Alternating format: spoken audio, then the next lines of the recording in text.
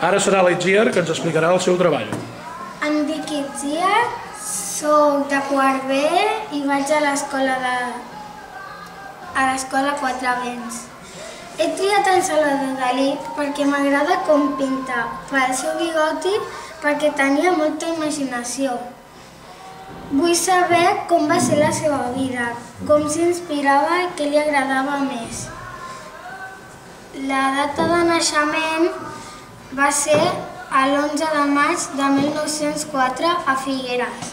Data de la mort, el 23 de gener de 1989 a Figueres. La pintura. Aquest quadre és la persistència de la memòria que el va fer el 1931. Surrealista, el més famós entre altres. Escultura, decorador, gràfic, escriptor, coproductor de cine. Fets rellevants. Va viatjar molt. A través dels seus viatges i les seves exposicions coneix gent important. Federico García Lorca, escriptor. Pablo Picasso, pintor. Joan Miró, pintor. Luis Buñuel, director de cine.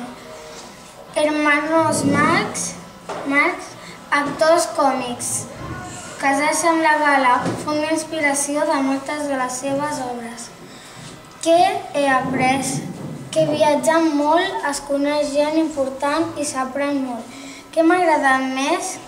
El que m'ha agradat més és que era un artista molt complet. Avui en dia té una fundació, un museu i una cançó.